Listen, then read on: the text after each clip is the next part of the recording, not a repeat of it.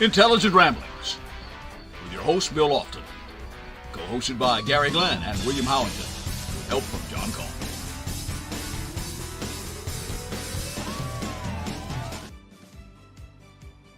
Welcome to Intelligent Ramblings. I'm Bill Lofton. I'm your host with the most of what we're not sure.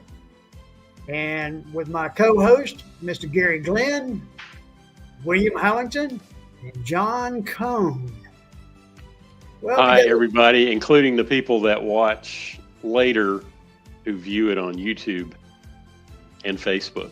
And we appreciate you folks very much. Got a lot of noise going out on the left coast.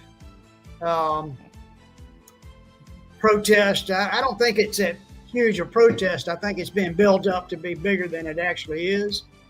But and do I agree with the protest? No, I don't agree with it at all. If you're flying in a Mexican flag and bitching that you're getting thrown out of the country, then you should be thrown out of the country for flying a Mexican flag in the United States. And so I got a real problem with that, period. But that being said, I need to read something to you to basically reestablish something that people seem to have forgot. And it's called the First Amendment. And it says, Congress shall make no law respecting an establishment of religion or prohibiting the free exercise thereof or abridging the freedom of speech or, listen to this very carefully, or of the press or the right of the people peaceably to assemble, which you're not doing, and to petition the government for redress of grievances. Basically, the reason I read that is the freedom of the press is being violated. In LA, recently, CNN's Jason Carroll was detained live on the air and told by police that if he came back, he would be arrested. What's that all about? Cody Canham, a photographer on assignment from the New York Post, was filming protesters from an elevated position and was struck in the forehead with a rubber bullet. He's recovering in the hospital. Nick Stern, a British photographer, underwent emergency surgery after being hit with a less lethal round. The plastic bullet tore into his thigh. He's expected to recover, but he lost a lot of blood. And it goes on. Lauren Tomasi, a U.S. correspondent for 9 News Australia, was hit in the leg by a non-lethal round. Australia is now formally protesting the event after reviewing footage of the scene. And in all these situations, they were clearly marked wearing press credentials. In other words, they were targets. Now, do I feel that the protests out on the left coast are valid? No, I don't. You don't like the way we do it in our country, get out. But don't be waving the flag. It's not my flag. That's wrong. Don't be throwing bricks. If you want to peacefully protest, that's great. That's part of our makeup as an American, where we have that right to peacefully protest. But when you start throwing bricks and burning stuff and doing stuff like that, then you've just lost that right. But freedom of the press, that is one of our basic parts about being an American. And when you start aiming at the press with rubber bullets, something's wrong. All right, I'm off on my rant. Well, you anticipated some of what I was going to talk about, but I'll talk about it a little bit more in depth. Now, Okay. Some of these people that are with the media, you kind of figure if you put yourself in a situation where there's dangerous stuff going on, you might get caught in the periphery. Now, that's a difference from being intentionally targeted, whether you get a ricochet or you just happen to be in a bad spot. So I'm not sure how all of that is going to mesh together.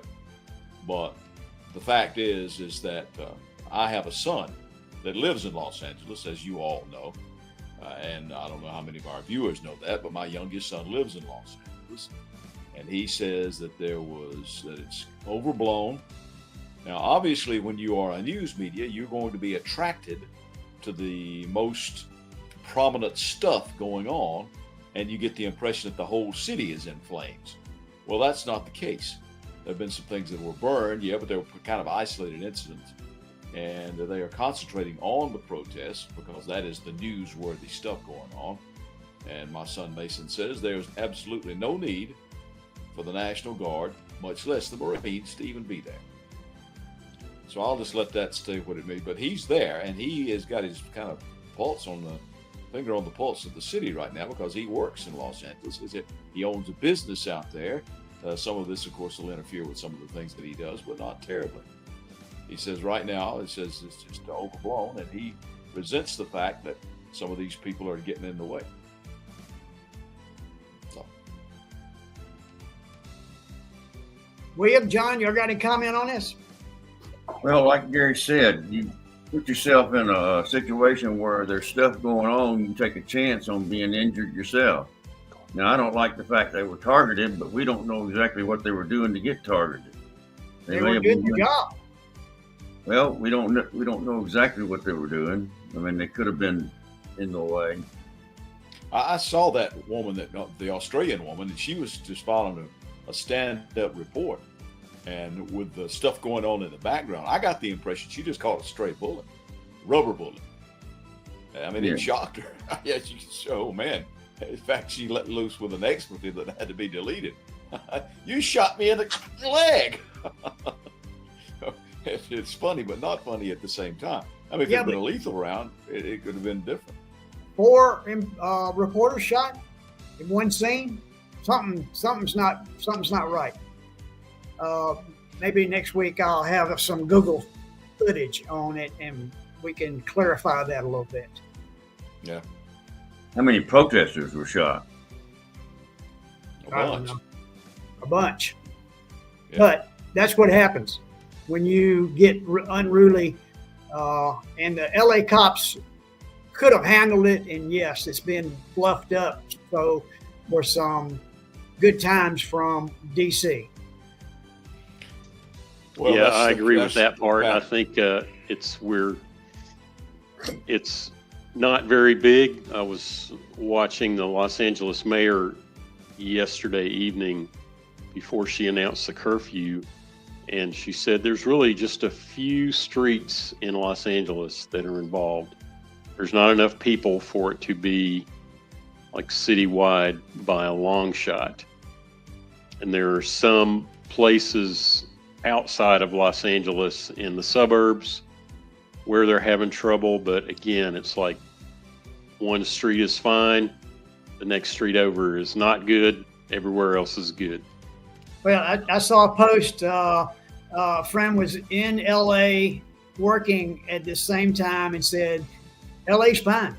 The whole city it's a very, very small spot where they are, and that they've been in LA for the whole time, and you couldn't even tell it's going on. And the way it looks like on the news, you think it's citywide, but it's not. It's a very small location that really wouldn't even be noticed and should have been put down by the LA cops by now if, the news networks sensationalize it. And, of course, the politicians are going to sensationalize it. You might say it was trumped up. Trumped up. Very good. You might say that. By the way, Bill, it is okay under the First Amendment to fly the Mexican flag or whoever's flag you want to, as long as you don't set anything on fire or throw rocks or anything like that. That's true. That's true. Well, I don't agree with it. I don't agree with it, but yeah, you're right. But to Bill's point, you're not going to endear yourself to a lot of people by flying other countries' flags. No. I heard something that was very, I thought was very cogent. You all know the Russian comedian, it used to be from the Soviet Union, Yakov Smirnoff, right? Oh, yeah. Yeah. Yeah, you know him. Yeah. Oh, other country. Remember, you know that guy. he's got a theater in Branson, Missouri now, and he's done his show in front of millions of people. Last night he was on the Tonight Show, and he said something that I really took to heart. He said, you know, you can go to Italy and live in Italy, but you will not be an Italian. You can go to France, and you can live in France, but you will not be a Frenchman. But you can come to America, and you can be an American. And I went, yeah, you can. You got to do it the right way. That's what we're made out of. And he's an American now. Got his citizenship. So you can do it if you want to. That's the whole problem with a lot of us. We just don't want to do things that we probably should. All right. If everybody's in agreement, we're going to go on to the meat of the show. We're going to talk a little bit about smoking. Part 2, the meat part. All right. Cooking with Chef Bill.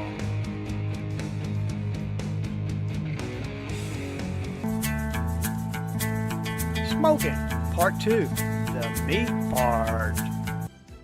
Well, let's start with some kosher or sea salt. Very important. I like Granny Smith apples. Always give a good flavor. Citrus fruits give a great flavor. I am using orange, lemon, and lime. Now you got it all in the bottom. Let's add some water. Now we're going to add cold beer. Always gives it more flavor. And I got this mango pineapple juice just to top it off.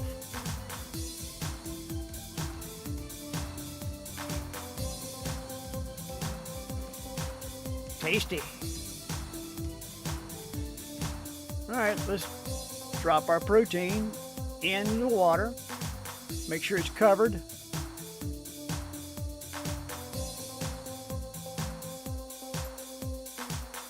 Ice.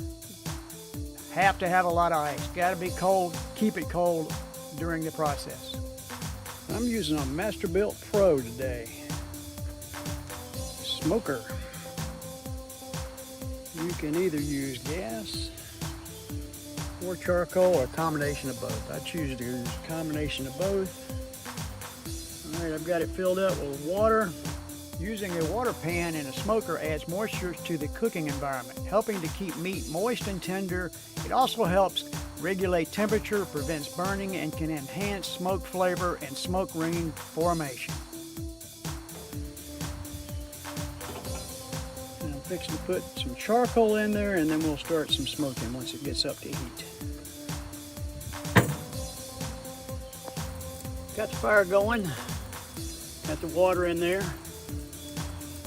Got this nice and clean and ready to go. And I'm gonna shut her up.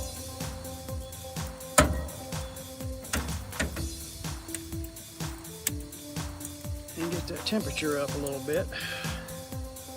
And then we'll start putting some meat in there. Also, I'm going to add some of the fruit that was in the brine directly to my water, so we'll get some of that flavor as well. Can't get too much fruit flavor. Got the meat in there.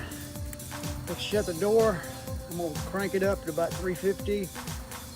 Turn it over. Keep it going at high until they get it seared on the outside. Then we'll slow cook the rest.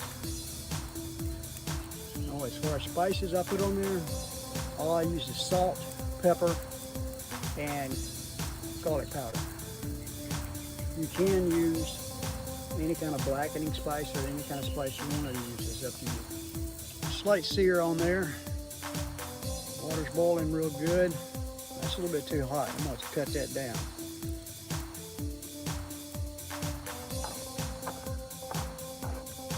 I'm using hickory today. Got them soaking in warm water.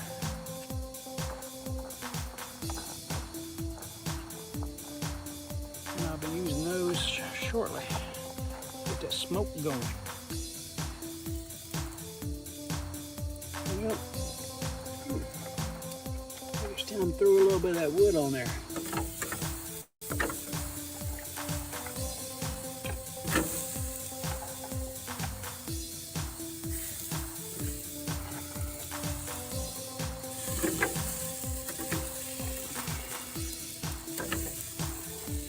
Wood's been soaking for about 45 minutes.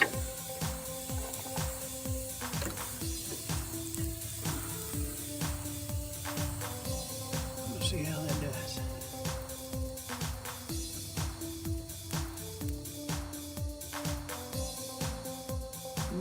Smell that smoke. Hickory. Well, I got it up to about 300 degrees. It's a lot higher than I want to cook with. I want to cook at about 225. But I want to sear the protein first, and then I'll let it go back down. I smoke the protein for a couple of hours and finish in the oven at 350 degrees, where I bring the inside of the protein to 175 degrees. And there you have my smoking process.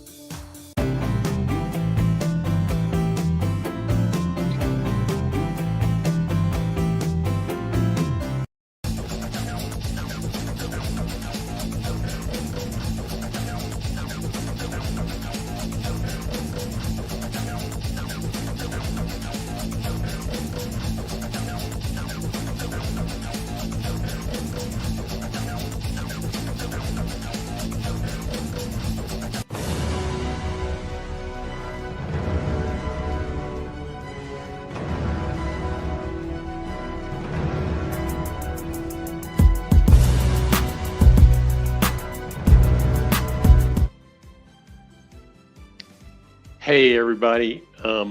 Bill, that looked so good.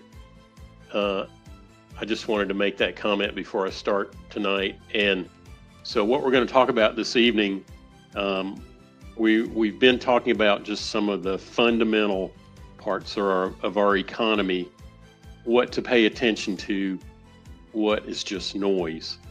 And tonight we're going to talk about interest rates. We hear about interest rates all the time. We're bombarded with ads about credit cards, cars, and homes. What interest rates should we be paying attention to out of all the interest rates we hear about?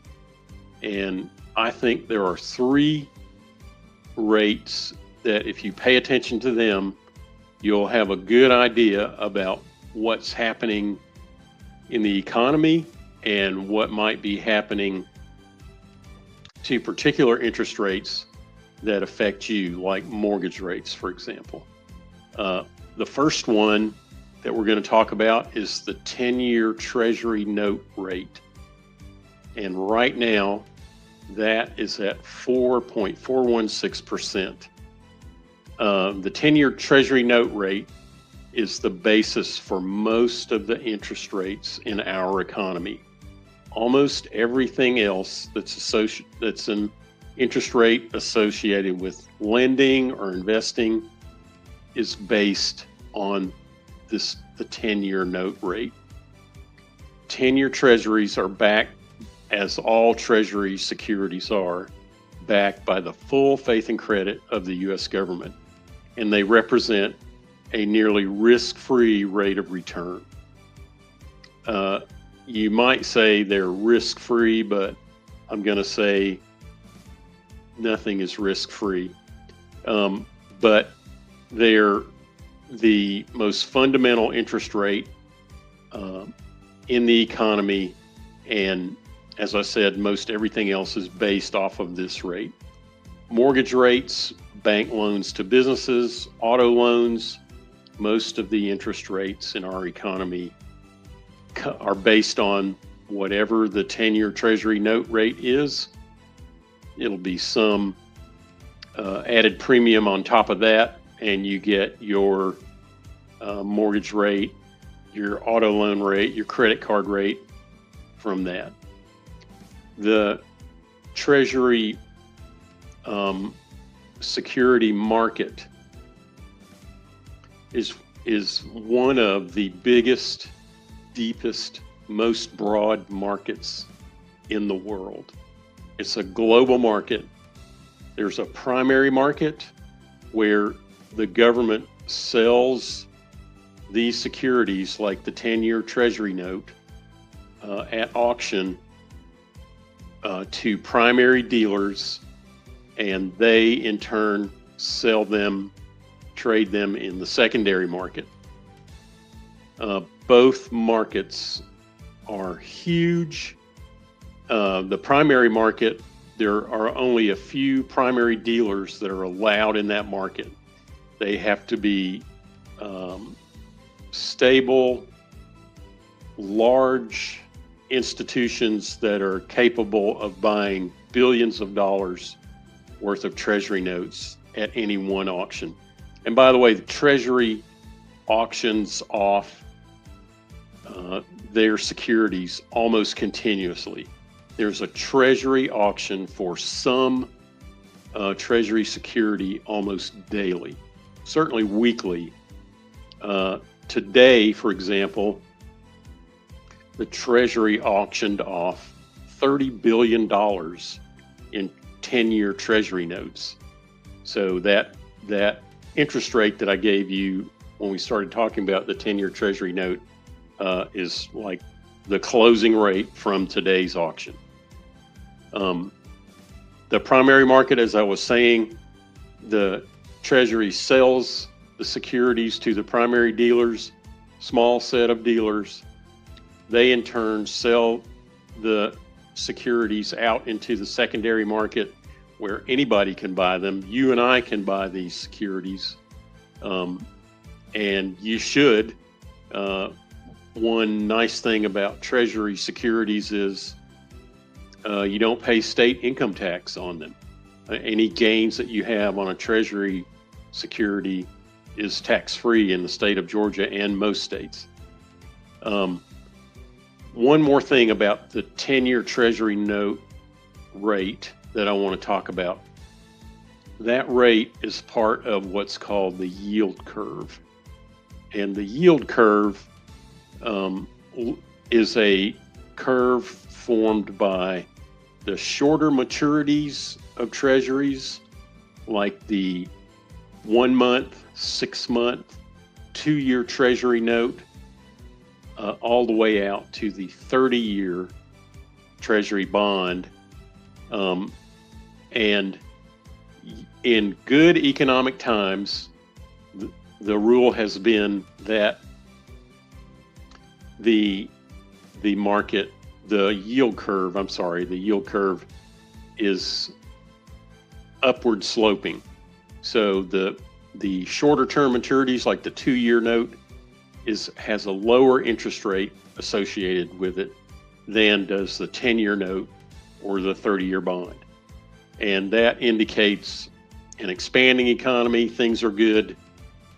Over the last few years, the yield curve has been inverted, and the shorter term yields were higher, although they've been quite low.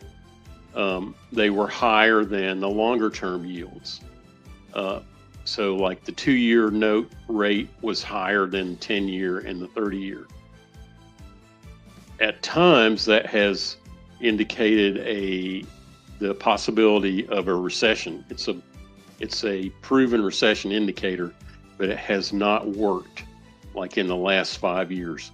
Only recently has the yield curve reverted to its normal upsloping look. It's not all that important. I took a long time to talk about that.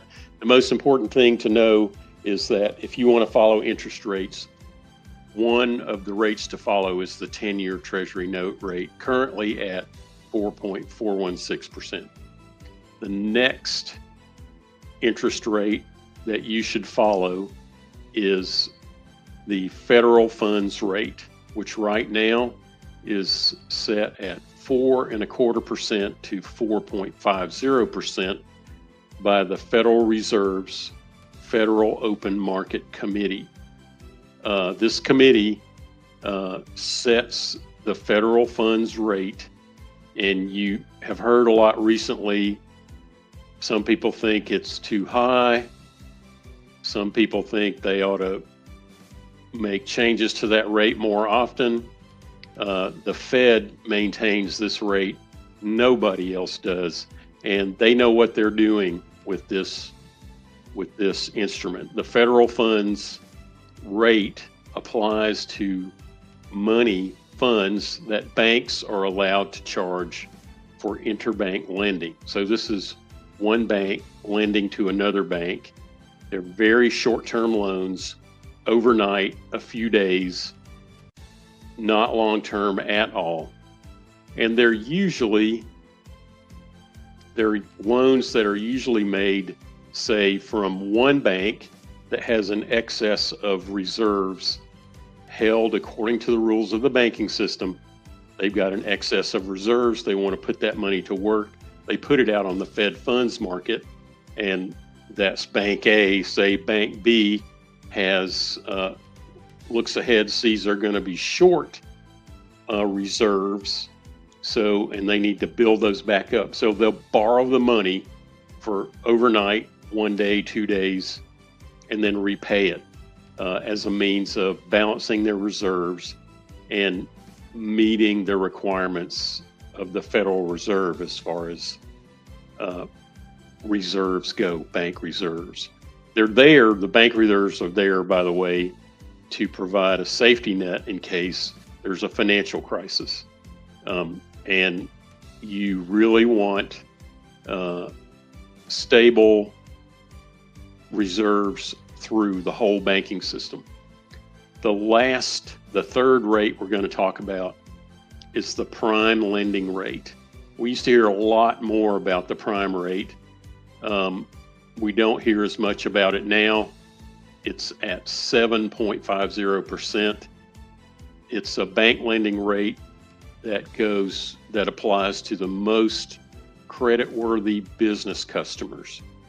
So we're talking about prime lending rate applies maybe for an insurance company, an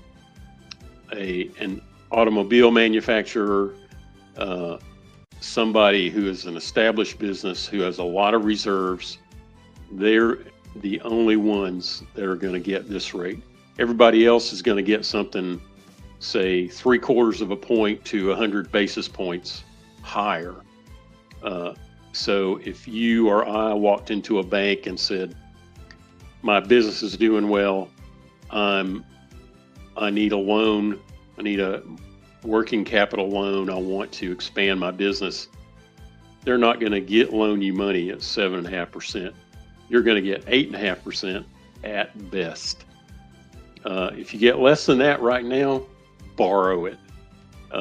Okay, so to wind this up, the three interest rates to pay attention to are the 10-year Treasury note rate, the federal funds rate, and the prime lending rate. All right, thank you for watching and listening. You can see us anytime on Facebook or YouTube, and we appreciate you being here at Intelligent Ramblings.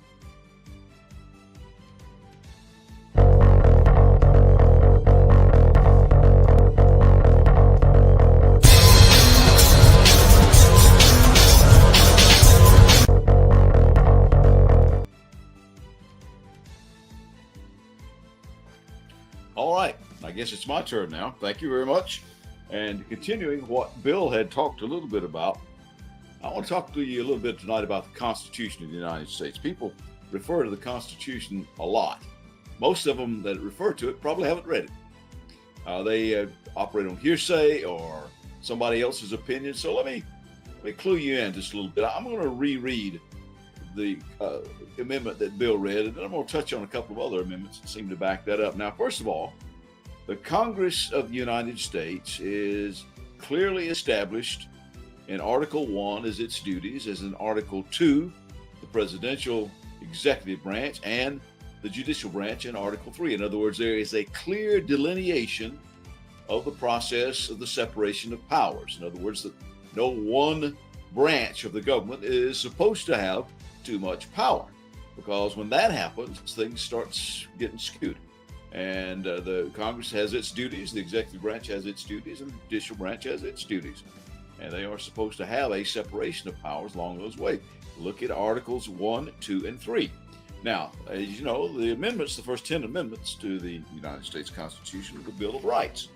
And Article 1 in the Bill of Rights, the first 10 amendments, says, and I'll read again like Bill did, Congress shall make no law respecting an establishment of religion or prohibiting the free exercise thereof, which is kind of interesting because people said, well, the world went to hell because we took prayer out of the schools. No, we didn't. First Amendment guarantees you the ability to pray anytime, anywhere you want to. I can't make you pray my prayer, but I can pray anytime I want to. We did a really poor job of telling our children this. So, maybe we didn't take prayer out of the schools. Maybe we took it out of the homes. Sadly, maybe out of some of the churches as well. So you pray anytime you want to. It's there in the Constitution. Now, the other part of that says, or abridging the freedom of speech or of the press, or the right of the people peaceably to assemble and to petition the government for redress of grievances. Now, some key points here. Now, peaceably to assemble, to ask the government for a redress of grievances. Once you start getting into the business